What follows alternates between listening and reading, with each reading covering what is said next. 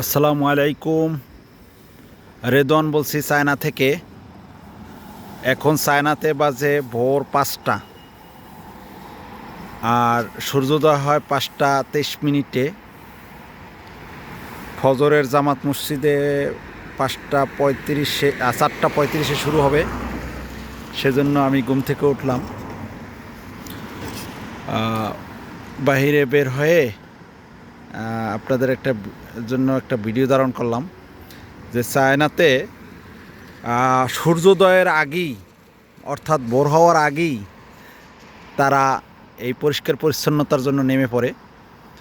দেখেন, রোডে অলরেডি পানি পানি ভাব দেখা যাচ্ছে। গাড়িতে পানি দিয়ে গেছে, পরিষ্কার করার পরে পানি দিচ্ছে যাতে ধুলাবালু ময়লা এগুলো যাতে না উড়ে।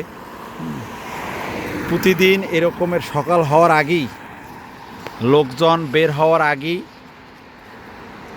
ভোর রাতে পরিষ্কার পরিচ্ছন্ন করে, এজন্য যাতে সকালবেলা যদি সূর্যোদয়ের পরে করে তাহলে মানুষ চলাচল, তারপরে গাড়ি চলাচলের সময় এই পরিষ্কার পরিচ্ছন্নতা করা খুবই কঠিন এবং মানুষের জন্য ভোগান্তিও তৈরি হবে।